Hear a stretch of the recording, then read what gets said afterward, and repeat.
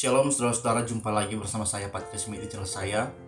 Saudara-saudara, pelayanan apologetika bukan hanya tentang bersoal jawab, membela dan menyerang, tapi juga apologetika bisa untuk melemahkan orang-orang congkak, termasuk diri sendiri dan orang lain, juga menguatkan orang-orang lemah, termasuk diri sendiri dan orang lain. Maka saat ini jika saudara adalah seseorang yang sedang sakit atau dalam kelemahan, dalam pergumulan sakit, saudara, atau mungkin saudara punya kerabat, punya teman yang lagi sakit atau keluarga, maka video ini cocok buat saudara. Saudara-saudara, bagian firman yang akan kita renungkan saat ini saya ambil dari Mazmur pasal 38. Sebelum kita membacanya, mari kita berdoa. Bapa di sorga, saat ini kami hendak membaca serta merenungkan firman bagi orang-orang sakit. Tuhan, pimpinlah kami untuk boleh membaca firman Tuhan dan merenungkannya sesuai dengan kebenarannya. Ini doa kami ya Tuhan Allah, demi nama Yesus Kristus kami berdoa. Amin. Mazmur 38 ayat 1-23. Doa pada waktu sakit. Mazmur Daud pada waktu mempersembahkan korban peringatan. Tuhan, janganlah menghukum aku dalam geram-Mu, dan janganlah menghajar aku dalam kepanasan murka-Mu. Sebab anak panah-Mu menembus aku, tangan-Mu telah turun menimpa aku. Tidak ada yang sehat pada dagingku oleh karena amarah-Mu. Tidak ada yang selamat pada tulang-tulangku oleh karena dosaku. Sebab kesalahanku telah menimpa kepalaku. Semuanya seperti beban berat yang menjadi terlalu berat bagiku. Luka-lukaku berbau busuk, bernanah oleh karena kebodohanku. Aku terbungkuk-bungkuk, sangat tertunduk. Sepanjang hari aku berjalan dengan duka cita. Sebab pinggangku penuh radang, tidak ada yang sehat pada dagingku. Aku kehabisan tenaga dan remuk redam. Aku merintih karena degap-degup jantungku. Tuhan, Engkau mengetahui segala keinginanku, dan keluhku pun tidak tersembunyi bagimu. Jantungku berdebar-debar, kekuatanku hilang, dan cahaya mataku pun lenyap daripadaku. Sahabat-sahabatku dan teman-temanku menyisih karena penyakitku, dan sanak saudaraku menjauh. Orang-orang yang ingin mencabut nyawaku memasang jerat. Orang-orang yang mengikhtiarkan celakaku memikirkan kehancuran dan merancangkan tipu daya sepanjang hari. Tetapi aku ini seperti orang tuli, aku tidak mendengar, seperti orang bisu yang tidak membuka mulutnya. Ya, aku ini seperti orang yang tidak mendengar, yang tak ada bantahan dalam mulutnya. Sebab kepadamu ya Tuhan aku berharap, Engkaulah yang akan menjawab ya Tuhan Allahku. Pikirku, asal mereka jangan beria-ria karena aku, jangan membesarkan diri terhadap aku apabila kakiku goyah. Sebab aku mulai jatuh karena tersandung, dan aku selalu dirundung kesakitan. Ya, aku mengaku kesalahanku. Aku cemas karena dosaku. Orang-orang yang memusuhi aku besar jumlahnya. Banyaklah orang-orang yang membenci aku tanpa sebab. Mereka membalas yang jahat kepadaku, ganti yang baik. Mereka memusuhi aku karena aku mengejar yang baik. Jangan tinggalkan aku ya Tuhan Allahku. Janganlah jauh daripadaku. Segeralah menolong aku ya Tuhan, keselamatanku. Saudara-saudara, sebagai orang Kristen, apa sih yang Tuhan janjikan kepada kita? Apakah Tuhan menjanjikan kepada kita hidup tanpa penyakit? Tentu tidak. Dosa telah membuat manusia tidak mungkin hidup tanpa sakit penyakit. Apa itu dosa? Dosa dimulai dari kejatuhan Adam dan Hawa, dan kejatuhan itu membuat manusia tidak perlu lagi digoda iblis untuk berdosa. Manusia akan cenderung jatuh dalam dosa. Karena semua orang yang lahir atas perkawinan orang berdosa akan melahirkan manusia berdosa. Hanya Kristus manusia yang lahir kudus, namun Kristus sendiri pun adalah manusia kudus yang tidak dilahirkan oleh perkawinan manusia, tapi oleh Roh Kudus. Namun Kristus juga lahir dari rahim manusia, yang artinya Kristus memiliki hakikat manusia pada umumnya, berkemungkinan sakit, dan kita tahu Kristus menderita kesakitan di saat prosesi penyaliban. Fakta ini membuat kita kembali menyadari bahwa Kristus saja sakit, berkemungkinan sakit, bahkan mati, apalagi kita manusia berdosa ini. Wajarlah kita sakit. Kalau sakit jangan salahkan Tuhan. Kalau sakit jangan mengeluh, toh kita orang berdosa. Dosa membuat kita cenderung rakus dan tidak bijaksana. Mengatur waktu istirahat juga tidak bijaksana. Berbagai penyakit menimpa kita karena kita memang orang-orang yang kurang bijaksana memelihara kesehatan. Kita orang berdosa, dan upah dosa adalah maut. Maut akan menghampiri setiap orang dengan berbagai cara. Ada yang mati karena kecelakaan, mati karena dibunuh, mati karena bunuh diri, dan mati karena sakit. Dan mati ini tidak memandang usia. Dari masih embrio, orang tua berdosa, anak bisa meninggal di dalam rahim, dan sampai orang yang sudah lanjut usia, semua boleh mati karena dosa. Maka bagaimanakah perspektif kita saat kita sakit? Terutama bagaimana kita sebagai orang sakit akan merespon kepada Tuhan. Dalam bacaan kita, sebuah mazmur dikarang oleh Daud. Judul mazmur ini begitu mencolok. Ini adalah mazmur pada waktu Daud mempersembahkan korban peringatan. Mazmur ke-70 yang dituliskan pada saat kesesakan seperti ini juga diberi judul demikian. Jika kita memperhatikan, mazmur ini dirancang pertama-tama untuk membangkitkan ingatan Daud sendiri. Kita dapat memastikan bahwa mazmur ini dituliskan ketika dia sedang menderita sakit penyakit. Dan hal itu juga mengajari kita juga bahwa masa-masa sakit adalah masa untuk mengingat-ingat kembali, untuk membangkitkan kembali ingatan akan dosa-dosa kita. Pada waktu sakitlah banyak orang akan mengingat dosa-dosanya. Dan hal ini adalah hal yang seharusnya terjadi kepada orang-orang sakit. Banyak orang sakit langsung berpikir untuk bagaimana sembuh tanpa mau mengingat dosa-dosanya. Allah memakai masa-masa sakit ini untuk bergulat dengan kita, membangkitkan hati nurani kita supaya bersikap jujur dan terus terang di hadapan Allah. Saat itu, Ia menghamparkan dosa-dosa kita di depan kita, supaya kita merendahkan diri di hadapan Tuhan. Kita juga bisa beranggapan bahwa mazmur ini dituliskan setelah Daud sembuh, dan tulisan ini dirancang sebagai ingatan saat ia diyakinkan akan dosanya dan bagaimana hatinya merana dalam kesesakan karena dosa. Supaya dengan demikian, setiap kali membaca mazmur ini, nantinya Daud akan teringat kembali mengenai kesan-kesan baik yang tertanam dalam dirinya pada waktu itu, sehingga dia dapat memperbaiki diri lagi. Tujuan ini serupa dengan tujuan tulisan Hizkia yang ditulis ketika dia sedang sakit. Perlu bagi kita untuk mengingat masa-masa sulit, terutama mengingat bagaimana Tuhan sudah menolong kita di masa-masa sulit kita. Mungkin kita bisa bersyukur bahwa lewat masa sulit itu kita memiliki kesempatan untuk merasakan pertolongan Tuhan. Kemudian mazmur ini adalah untuk mengingatkan orang lain akan perkara-perkara yang sama yang menjadi beban pikiran Daud, dan untuk mengajari mereka tentang apa yang harus dipikirkan dan dikatakan ketika mereka sedang sakit dan ada di dalam kesusahan. Daud berharap bahwa semoga mereka juga berpikir dan berkata-kata seperti Daud. Di dalam kesusahan, Daud berseru tentang geram dan murka Allah. Dalam ayat 2, Tuhan janganlah menghukum aku dalam gerammu. Dan dengan permohonan serupa, Daud juga memulai doa yang lain yang dia pakai untuk melawat orang sakit dalam Mazmur pasal 6 ayat yang kedua.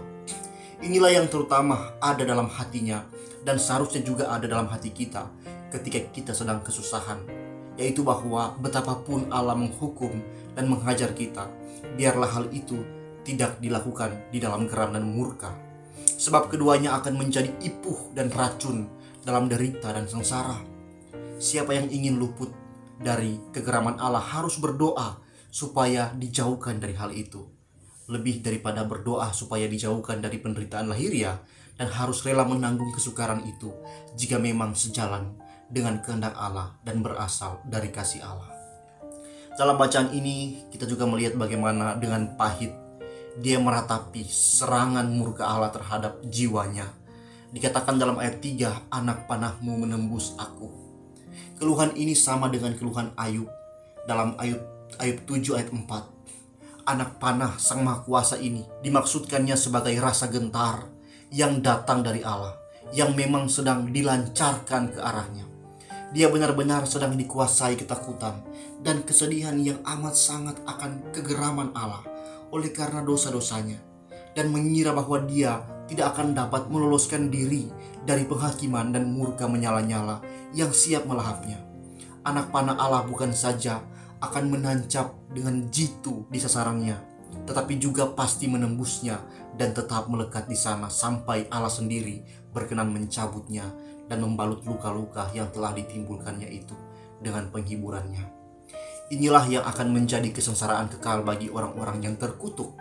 Anak panah Allah akan menembus mereka dan lukanya tidak akan dapat diobati.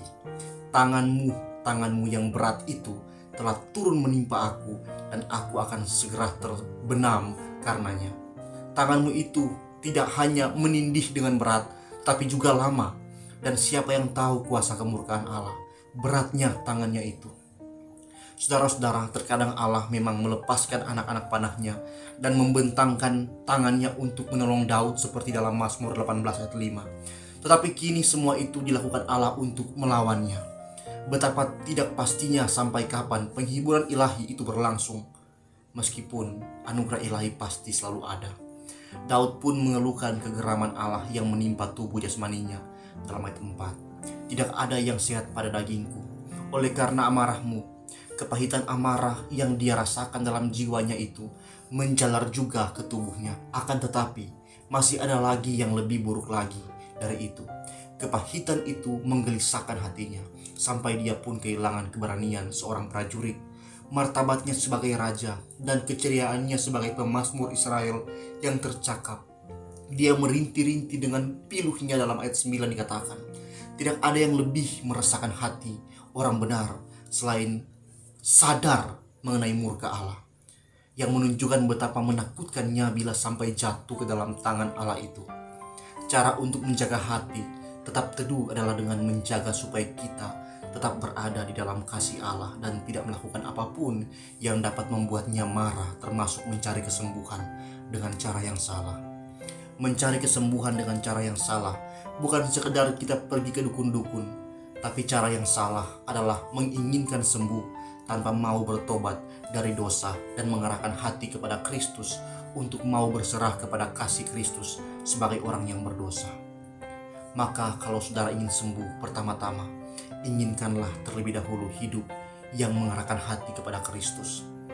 Berkatalah begini dalam doa, Yesus, sembuh atau tidak, biarlah kehendakmu yang jadi. Tetapi kehendakilah terutama supaya anakmu yang berdosa ini diberi belas kasihan, pengampunanmu, dan dibela di hadapan Allah pada hari penghakiman. Kemudian dalam bacaan kita, Daud mengakui bahwa dosa-dosanya lah yang telah memicu segenap kesusahannya, dan beban kesalahannya itu membuat dia mengerang lebih nyaring dibandingkan dengan beban lainnya. Dalam ayat 4 dikatakan, dia mengeluh bahwa tidak ada yang sehat pada dagingnya, pada tubuhnya. Tidak ada yang selamat pada tulang-tulangnya. Begitu besarlah kegelisahan yang melandanya itu. Semua itu oleh karena amarahmu, dikatakan. Itulah yang membuat nyala api berkobar-kobar dengan ganasnya, dikatakan. Akan tetapi dalam perkataan berikutnya, dia membenarkan Allah yang menyalahkan dirinya sendiri. Semua itu oleh karena dosaku. Aku memang layak mengalami semua ini. Aku telah menimpakannya ke atas diriku sendiri. Pelanggaranku sendirilah yang telah menghajar aku kini. Saudara-saudara, Jika kesukaran kita menjadi pemicu murka Allah, maka itu adalah salah kita sendiri. Dosa kita sendirilah yang menjadi penyebabnya. Apakah kita merasa gundah gulana? Dosa kita sendirilah yang menyebabkan kita seperti itu. Tapi jika jiwa kita bersih dari segala dosa, tidak akan ada kesakitan di dalam tulang kita, tidak akan ada penyakit dalam tubuh kita, dan itu tidak mungkin terjadi sebelum kita dimatikan dari tubuh yang cemar ini dan dikenakan tubuh yang baru pada hari kebangkitan orang mati. Oleh karena itu, dalam bacaan kita ini, apa yang Daud sangat sesali? Yang Daud sangat sesali adalah bahwa dosalah yang terutama sedang dikeluhkan oleh orang Daud ini, oleh orang benar ini. Dosa itu dikatakan yang pertama sebagai suatu beban yang berat. Dalam ayat 5 dikatakan, kesalahanku telah menimpa kepalaku seperti gelombang air menimpa orang yang sedang terbenam dan tenggelam, atau seperti beban berat di kepalaku yang menekan aku lebih daripada yang sanggup aku tahan atau aku topang. Saudara-saudara, perhatikanlah, dosa adalah sebuah beban. Kuasa dosa yang bercokol di dalam diri kita merupakan beban seperti dikatakan dalam Ibrani 12 ayat 1. Semua orang terhambat karena beban itu. Ia menghalangi orang untuk terbang ke atas atau melaju ke depan. Semua orang kudus mengeluhkan hal itu sebagai tubuh maut yang melekat pada diri mereka, dikatakan dalam Roma 7:24. Saudara-saudara, kesalahan dosa yang kita lakukan merupakan sebuah beban yang berat. Dosa merupakan beban bagi Allah. Dia ditekan olehnya, dikatakan dalam Amsal 2 ayat 13 dalam terjemahan bahasa Indonesia sehari-hari. Juga dosa adalah beban bagi segenap makhluk ciptaan yang mengerang karena tertindih olehnya, dalam Roma 8 ayat 21-22. Saudara-saudara, cepat atau lambat, dosa akan menjadi beban bagi si pendosa itu sendiri. Entah itu beban pertobatan saat hatinya tertusuk karena itu, bersusah payah dan terbeban berat di dalamnya, atau beban kebinasaan saat dosa itu membenamkannya ke neraka yang terdalam dan menahannya di sana untuk selama-lamanya. Dosa itu akan menjadi batu timah yang memberatinya seperti dalam Zakarias 5 ayat 8. Para pendosa dikatakan akan menanggung pelanggaran mereka. Ancaman-ancaman itu sendiri juga merupakan beban. Lalu yang kedua, dosa sebagai luka-luka. Luka-luka yang berbahaya. Dalam ayat 6 dikatakan, luka-lukaku berbau busuk dan bernanah. Sebagaimana luka-luka yang bercokol di tubuh terus menggerogoti dan membusuk karena tidak dirawat dengan baik. Dan semua itu terjadi oleh karena kebodohanku sendiri. Dosa merupakan luka-luka dalam Kejadian 4 ayat 23. Luka-luka yang diakibatkan oleh dosa kita biasanya dalam keadaan yang buruk, tidak terawat, tidak terobati, dan semua itu gara-gara kebodohan si pendosa dan yang tidak mau mengakui dosanya. Seperti dalam Mazmur 32 394. Sedikit lecet bila dibiarkan bisa berakibat mematikan. Begitu pula dosa yang kelihatannya remeh dapat mematikan kita jika dibiarkan begitu saja tanpa pertobatan. Kemudian dalam renungan ini, Daud meratapi dirinya sendiri di dalam kesukarannya dan meringankan kedukaan yang mengimpit hatinya dengan cara mengungkapkan segenap keluhannya di hadapan Tuhan. Dia mengatakan bahwa pikirannya gelisah, hati nuraninya tertusuk, dan jiwanya tidak tenang. Siapa akan memulihkan semangat yang patah? Dia tertekan atau terbungkuk-bungkuk, sangat tertunduk, dan sepanjang hari dia berjalan dengan duka cita, dikatakan dalam ayat 7. Dia memang selalu murung dan merenung, dan hal itu mendatangkan beban dan ketakutan bagi dirinya sendiri. Jiwanya kehabisan tenaga dan remuk redam, dan jantungnya pun berdegap-degup, dikatakan dalam ayat 9. Dalam penderitaannya ini, saudara-saudara, Daud memperlambangkan Kristus yang berseru di dalam kesengsaraannya. Hatiku sangat bersedih. Hal itu merupakan kesukaran yang paling berat dibandingkan dengan kesukaran manapun di dunia ini. Sepanjang Allah memelihara pikiran dan kedamaian hati nurani kita, kita tidak mempunyai alasan untuk mengeluhkan apapun yang dibebankan Allah kepada kita. Dia juga mengatakan bahwa dia sakit dan tubuhnya begitu lemah, pinggangnya penuh radang, bengkak-bengkak atau bisul.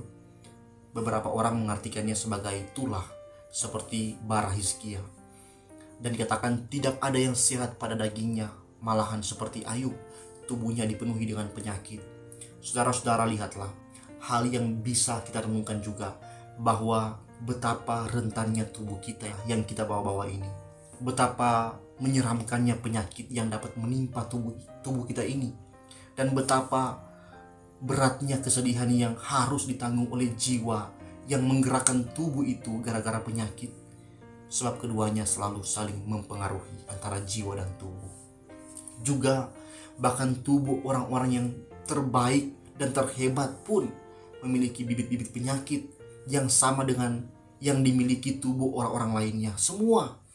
Dan sama rawannya terhadap bencana-bencana serupa. Daud sendiri meskipun merupakan raja yang hebat dan orang yang kudus yang dikagumi, tidak terkecuali dari penyakit-penyakit yang berbahaya. Bahkan tidak ada yang sehat pada dagingnya. Mungkin hal ini menimpa setelah perkara dengan Uria terjadi, dan karena itu dagingnya berdenyut-denyut, nyeri akibat nafsu kedagingannya. Kapan saja tubuh kita menderita sakit, kita harus ingat bahwa Allah selama itu telah dihina di dalam dan dengan tubuh kita.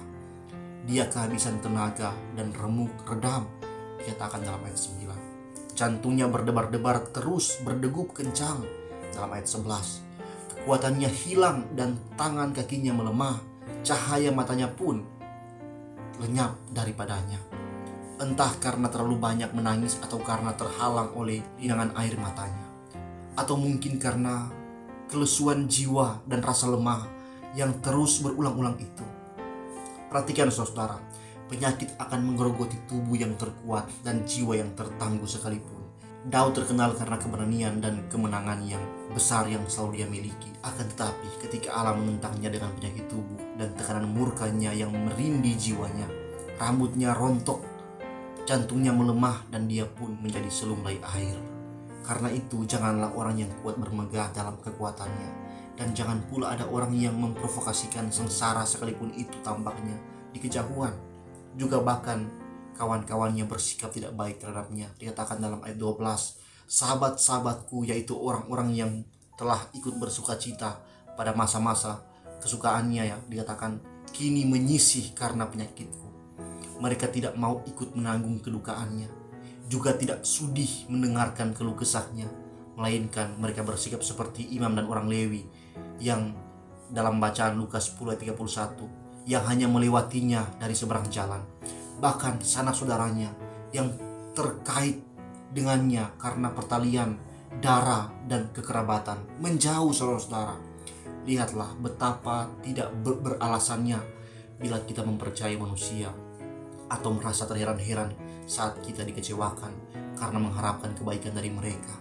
Kesukaran menguji persahabatan dan memisahkan yang berharga dari yang hina. Kita bersikap bijaksana jika memastikan bahwa kita memiliki seorang kawan di sorga, yaitu Yesus Kristus, yang tidak akan menjauh karena penyakit kita, dan yang kasihnya tidak berhenti mengalir oleh karena kesukaran atau tekanan yang menimpa kita. Di dalam kesukarannya itu, Daud melambangkan Kristus di dalam kesengsaraannya. Di kayu salibnya Kristus pun kehabisan tenaga dan remuk redam, dan ditinggalkan oleh sahabat-sahabatnya serta sanak saudaranya yang hanya bisa memandang dari jauh saja. Lalu di tengah-tengah keluhannya itu, dia menghibur dirinya sendiri bahwa Allah mengetahui duka cita dan doa-doanya. Dikatakan dalam ayat 10, Tuhan, Engkau mengetahui segala keinginanku. Engkau mengetahui apa yang kuinginkan dan apa yang hendak ku miliki. Keluhku pun tidak tersembunyi bagimu.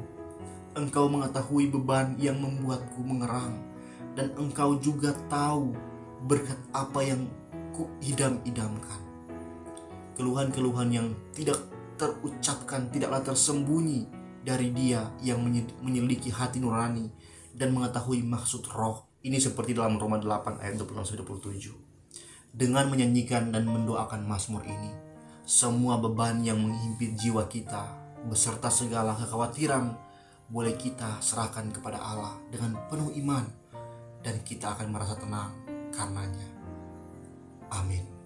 Saudara-saudara, mari kita berdoa. Bapa di surga, terima kasih untuk firman bagi orang sakit yang boleh kami baca di saat ini. Hamba-Mu berdoa bagi semua yang sakit saat ini, ya Tuhan, yang menonton video ini. Kami mau mengakui bahwa kami orang berdosa. Ya Tuhan, kami orang berdosa. Kasihanilah kami. ampunilah kami, dan belahlah kami di hari penghakiman. Sekiranya Tuhan berkenan, sembuhkanlah kami. Tapi yang paling utama ya Tuhan Allah, sembuhkanlah kami dari hati yang menjauh daripadamu. Kami mau ada di dekat-Mu ya Tuhan. Terima kasih ya Bapa di sorga. Ini doa kami demi nama Tuhan Yesus Kristus, tabib di atas segala tabib, dokter di atas segala dokter. Kami bawa doa ini. Amin. Saudara-saudara, sekian video saya. Tuhan kiranya memberkati saudara sekalian. Tetap semangat menjalani sakit penyakit. Percayalah bahwa kita punya Kristus yang telah menebus kita dan telah menjamin hidup kekal kepada kita. Jalanilah pengobatan dengan sukacita. Tetaplah bersyukur di dalam segala hal. Dan percayalah bahwa segala beban hidup yang kita alami tidak akan pernah lebih besar dari beban hidup salib yang pernah Yesus alami untuk kita. Tuhan memberkati kita semua. Kita akan jumpa di renungan yang lain. Shalom.